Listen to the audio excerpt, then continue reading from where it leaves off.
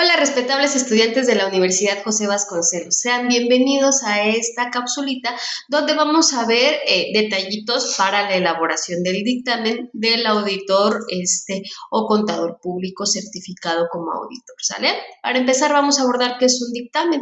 El dictamen es el documento a manera de opinión que está basado en las normas internacionales de auditoría, mejor conocidas como NIA, donde el experto llamado auditor emite el resultado del examen o evaluación o proceso de control que se lleva a cabo en el ente económico. Recordemos que todo este proceso tiene como nombre auditoría. Entonces, es la culminación del trabajo realizado por el auditor en el pronunciamiento relativo a los estados financieros, atendiendo cada uno de los elementos que practicó dentro de el ente económico, cuál fue su observancia, cuáles fueron los métodos sobre los cuales basó su auditoría y por lo tanto qué es lo que observa como oportunidad de mejora. Es importante establecer que tenemos diferentes tipos de opinión o diferentes tipos de dictámenes, pero todos están bajo los criterios que marcan las NIAS, ¿sale? El primer tipo de dictamen es el dictamen con opinión sin salvedades, favorable, limpia o positiva. Podemos encontrarlo con cualquiera de estos nombres.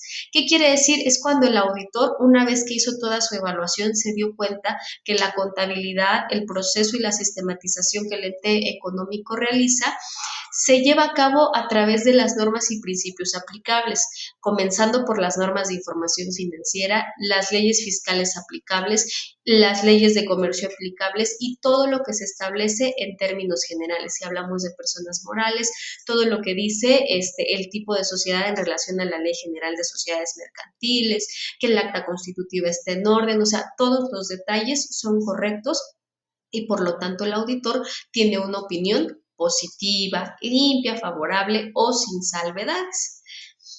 Tenemos otro tipo de dictamen, que es el dictamen con salvedades. Son como esta opinión donde el auditor dice, miren, hay pecados, pero son chiquitos, se pueden remediar. Por ejemplo, se me ocurre, lo que pasa es que dentro del acta constitutiva no se dieron cuenta que la CURP de uno de los socios, en lugar de una O le pusieron un cero o viceversa, ¿no? Se me ocurre, por citar un ejemplo. Es decir, hay algún detallito que no existe dolo, no existe mala fe, se puede corregir y que no está alterando directamente el resultado del ente económico. Todos los principios contables están llevando se están llevando por buen camino y que sí hay algunos detallitos que se tienen que mejorar, pero con una simple reestructuración, con alguna reclasificación, se puede generalizar. Otro tipo de salvedades puede ser que no se esté tomando considerablemente el criterio de clientes y se esté llevando a deudores diversos o alguna situación que no afecte, insisto, el resultado del ente económico. Tenemos también la otra cara de la moneda, los dictámenes con opinión negativa, adversa o desfavorable. Esto quiere decir que cuando el auditor, una vez que realizó todo su trabajo, se da cuenta que efectivamente hay muchas cosas que van en contra de los principios contables, en contra de las normas de información financiera, de las mismas leyes que acabamos de mencionar y por lo tanto la contabilidad no revela la información veraz, oportuna, universal y confiable que se establece, ¿sale? Entonces, en este sentido, el auditor establece que es un dictamen negativo, ¿sale? Porque todo lo que se está suscitando a través del examen y los resultados que se establecen ya no solamente son esas pequeñas salvedades que se pueden corregir, sino que efectivamente está afectando la información que se está dando a los usuarios y por tanto, como no existe una veracidad, no existe una honestidad, entonces existe falta de ética y existe tal vez esta premeditación, este dolo. Por lo tanto, la auditoría establece que existe una opinión negativa. Y por último, tenemos el dictamen con abstención de opinión u opinión denegada. Esto es cuando el auditor no tiene bases para realizar la auditoría. Muchas veces sucede que el ente económico que va a ser auditado generalmente cuando ya tiene ciertos conflictos de intereses dentro de su consejo directivo o cualquier situación dentro de la administración, muchas veces puede llegar a con dolo, con mala fe, a retirar la información que va a ser objeto de examinación, que va a ser objeto de auditoría. Por lo tanto, el auditor debe de decir, ¿saben qué? Yo no tuve la contabilidad para ser revisada, tuve la contabilidad a la mitad o definitivamente sí tuve acceso, pero del 40% que era mi margen de revisión, me di cuenta que el 20%, es decir, la mitad, definitivamente toda estaba mal estructurada, entonces ya no termina el proceso de auditoría y tiene que emitir su dictamen. Aun cuando no termine el proceso de auditoría, emite su dictamen y dice, ¿saben qué? No se puede hacer la auditoría, no hay bases para generarla porque no tengo la información, porque ya me di cuenta que por importancia relativa en el avance que tengo, pues todo tiene desviaciones, todo está mal hecho al final de cuentas. Por lo tanto, hasta que no haya una reestructuración, hasta que no haya un acceso a la información, yo no puedo opinar si hay salvedades, si hay dolo, si hay mala fe. O sea, no tengo bases como auditor y por lo tanto me abstengo de emitir cualquier tipo de opinión.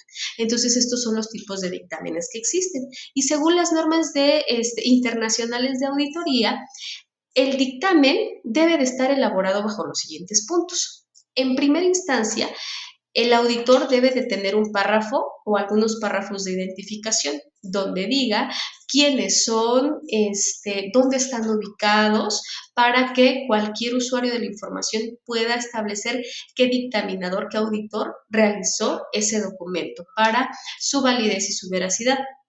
Inmediatamente después hay un párrafo donde se cita la responsabilidad de la administración del ente que ha sido auditada, es decir, en quién recae esa responsabilidad, con quién se hizo este contacto para que se pudiera llevar a cabo esta auditoría. Luego, la responsabilidad y cuáles son los límites que establece el auditor, hasta dónde está la responsabilidad dentro de su opinión. Luego, ¿cuáles fueron las bases de la opinión? Por ejemplo, si es un dictamen con salvedades, bajo qué principios se establecen las salvedades, ¿no? Bajo la norma de información financiera, serie tal, ¿no? El párrafo tal. Entonces, o bajo el artículo de la Ley General de Sociedades Mercantiles tal.